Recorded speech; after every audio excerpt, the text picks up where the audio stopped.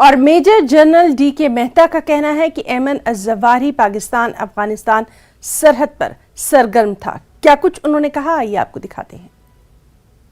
और ये बोलते हैं कि जो रिपोर्ट्स हैं ये और ओसामा बिन लेडन ने प्लान बनाया था 9/11 का जो अमेरिका में अटैक हुआ था।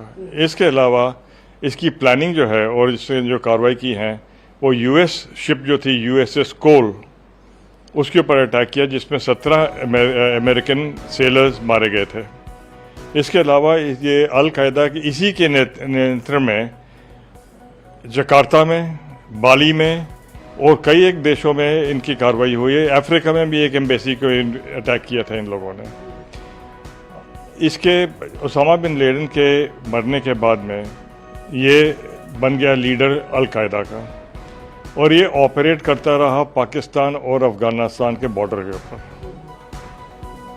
क्या अफगानिस्तान या तालिबान को मालूम नहीं था कि ये काबुल में आता है और काबुल में रहता है? ये तो वही हिसाब हुआ जैसे ओसामा बिन लेडन एबटाबाद में था और किसी ने रिपोर्ट नहीं की।